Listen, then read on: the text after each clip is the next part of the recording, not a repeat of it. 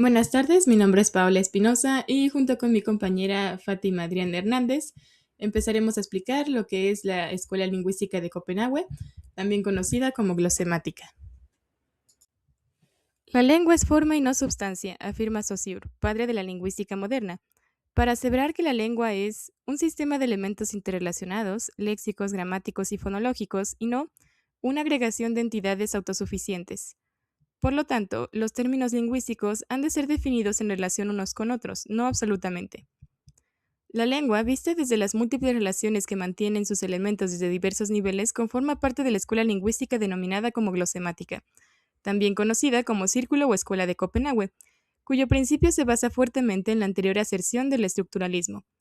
Fundada por Louis Strauss Hempel en 1943 mediante la publicación de su obra Proglómenos a una teoría del lenguaje, la glosemática representa la insistencia saussuriana en la forma en oposición a la sustancia, en el plano del contenido, semántica y gramática, y en el plano de la expresión, fonología, y en la definición de la forma como en la interrelación de elementos, llevadas ambas a su extremo lógico.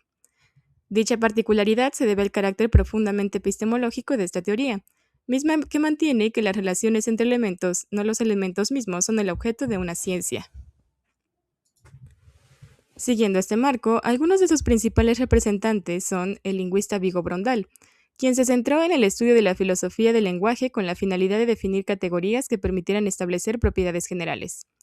Entre sus aportaciones más destacadas se encuentra la publicación de su artículo La lingüística estructural, donde profundiza en el concepto de estructura entendido como, por oposición a una simple combinación de elementos, un todo formado por fenómenos solidarios, de tal suerte que cada uno depende de los otros y no puede ser él que es, sino en y por su relación con ellos. En este sentido, la estructura se concibe como el resultado de las relaciones internas que se dan entre los elementos que la conforman. Por otra parte, el lingüista Undal publicó en 1957 la obra Outline of Glossematics, en la que se sistematiza y expone los principios de la teoría glosemática desarrollada junto con Louis Hempel. En su obra propone una aplicación práctica de la teoría orientada a la clasificación gramatical mediante sistemas algebraicos lineales, con la finalidad de darle un sentido metodológico. Glossematics is a formal theory which is not defined by any specific material but designed explicitly to be used for all human activity. Y finalmente, la obra más destacada de la glosemática, de Louis Hempel, la cual fue Proglómenos a una teoría del lenguaje, en la cual desarrolló la teoría glosemática. De acuerdo con Cerny, su objetivo principal fue buscar los fundamentos y métodos de la auténtica lingüística, es decir, dejar de interpretar la lengua como un conjunto de fenómenos no lingüísticos y considerarla como un todo independiente, un fenómeno único, sui generis, que se rige por leyes específicas y debe estudiarse, por lo tanto, con métodos específicos. Si bien resulta difícil aplicar los principios teóricos de Hempel, es posible recuperar gran parte de sus postulados para establecer una gramática de carácter un tanto más práctico. De acuerdo con Sampson, para ello, primero es necesario conocer las dos distinciones que Hempel establece en la lengua: sustancia-forma, contenido y expresión. El primer par proviene del estructuralismo de Saussure, mientras que el segundo referencia la oposición entre el significado, semántica, y la realización de una determinada unidad lingüística, como lo sería su articulación fonológica o gramática. A partir de estas distinciones, es factible generar cuatro estratos: contenido-sustancia, contenido-forma, expresión-forma y expresión-sustancia. De estos estratos, tanto el primero como el último conforman realidades extralingüísticas, mientras que los dos restantes son propios de la lengua. La lengua se encarga de unir ambos tipos de estrato meramente a través de relaciones. Las relaciones internas se dan entre elementos del mismo estrato, mientras que las relaciones externas ocurren entre distintos estratos. A excepción de los sonidos y significados en los dos estratos externos, el resto de relaciones entre elementos se da entre los estratos propios de la lengua, por lo cual, una teoría del lenguaje verdaderamente general y pura discutirá únicamente las diversas categorías posibles de relación que pueden darse en la lengua, ignorando las propiedades de la sustancia extralingüística. A menudo, la diferenciación de estos estratos no resulta tan evidente en la práctica, al punto de llegar a ser contradictoria. Sin embargo, implica una base sólida para el desarrollo de un tipo de esquematización gramatical propuesta por Sidney Lamb. Esta consiste en la clasificación de algunos tipos de relación presentes en la lengua. La primera de ellas, alternación, sucede cuando una unidad de mayor nivel lingüístico es realizada como una de varias unidades alternativas en un menor nivel. Ejemplo de ello sería el uso de locomote como alternativa a go o move. La representación de la misma se demuestra en la figura 1. El segundo tipo de relación, caso opuesto a la alternancia, es la neutralización. En esta relación, una sola unidad de bajo nivel representa una o más unidades de mayor nivel. Al contrario que en la alternancia anteriormente ejemplificada, se representa el proceso contrario, en el cual move puede usarse como sinónimo de locomote en determinados contextos e incluso adquirir un significado especializado al implicar una puesta en moción dentro de la oración I move that these minutes be accept. Ambos tipos de relación componen lo que Lamb denomina como OR relations y se distinguen de las relaciones basadas en la adición, AND relations. Entre ellas, se encuentra la Composite Realization, que consiste en la realización de una unidad de alto nivel como una secuencia de unidades de bajo nivel, como lo sería el caso de las palabras compuestas como undergo, al igual que la articulación fonológica de una palabra desglosada fonema a fonema. Similar a esta relación se constituye la denominada Podmanu Realization, basada en la realización conjunta de dos unidades de mayor nivel en una sola unidad de menor nivel. Ejemplo de ello sería la conjugación del verbo irregular go en pasado, que al juntarse con ciertos morfemas cambia su forma a went. La teoría glosemática se sitúa desde el enfoque epistemológico, con la finalidad de analizar el lenguaje de manera formal, lógico y sistemático.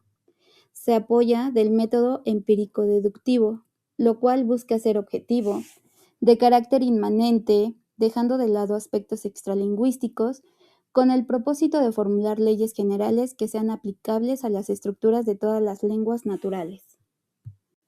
La teoría glosemática se basa en los siguientes principios. Es autoconsecuente. La teoría debe de estar libre de contradicciones internas, por lo que cada concepto tiene que estar previamente definido. Es exhaustiva porque debe ser capaz de explicar todos los fenómenos lingüísticos y su análisis debe ser íntegro, sin dejar aspectos fuera del marco. Y es simple. Deben de elegirse las explicaciones más sencillas y emplear la menor cantidad posible de conceptos. Retomando el papel de la glosemática en la gramática relacional de Lamb, el hecho de que sea posible establecer una metodología de análisis que permita estudiar las lenguas desde las relaciones de realización probables dentro de su sistema lingüístico representa una metodología con un marco de aplicabilidad extenso, el cual satisface el principio epistemológico de simplicidad y exhaustividad planteado por Hölderlin en su obra Outline of Glossematics. A diferencia de otras escuelas, como la gramática generativa, Lamb establece unas cuantas relaciones fundamentales entre todos los niveles lingüísticos, lo que a su vez facilita el establecimiento de un criterio formal que permite optar por uno u otro análisis ante datos lingüísticos específicos. Los diagramas de Lamb, al contener elementos homogéneos del mismo tipo para cada nivel lingüístico, favorecen la cuantificación plausible y objetiva de la complejidad de un determinado sistema gramatical, ya que admitir un análisis en todos los niveles de manera simultánea es su mejor rasgo. Este rasgo es capaz de esclarecer a la par que estandarizar algunas propiedades lingüísticas controversiales, como la existencia de principios independientes de configuración en distintos niveles lingüísticos, ya que, al representar las diversas relaciones entre distintos estratos, relaciones externas en términos de Hemsley, al presentarse una alternancia se contemplan no solo las opciones de alternativas disponibles para una palabra determinada, sino también las circunstancias en las cuales se manifiesta.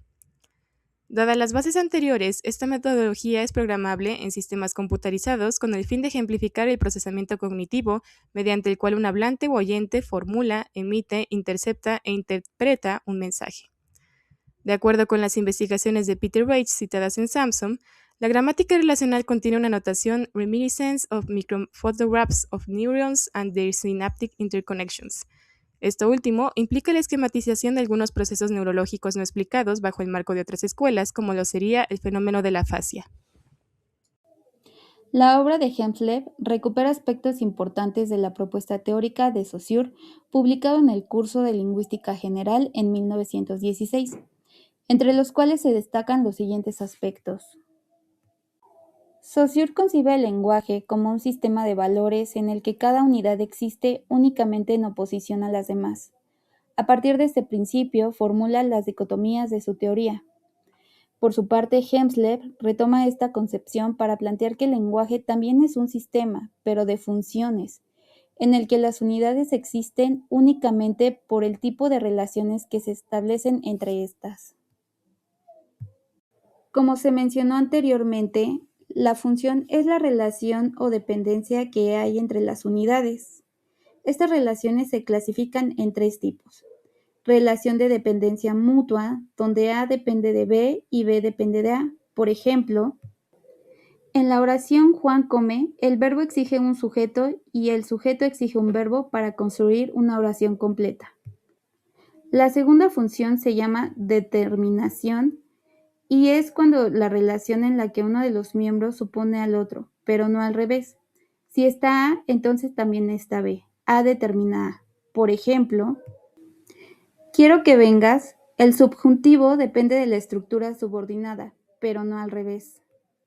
Y por último se encuentra la función de constelación, donde las funciones que pueden aparecer juntas, pero no se presuponen. Por ejemplo, la casa azul, donde el sustantivo casa y el adjetivo azul pueden aparecer juntos, pero ninguno presupone al otro. Por su parte, la gramática generativa y transformacional propuesta por Noam Chomsky comprende el lenguaje como una facultad innata de la mente, mientras que en la teoría glosemática es un sistema formal de funciones en el cual no se contemplan aspectos extralingüísticos. Dentro de las diferencias con otras escuelas o propuestas, podemos encontrar la escuela descriptiva norteamericana, la cual se centró en el estudio de las lenguas indígenas en su estado actual desde un enfoque antropológico y etnográfico, donde se consideraban las condiciones de vida, las costumbres y los comportamientos de las comunidades indígenas.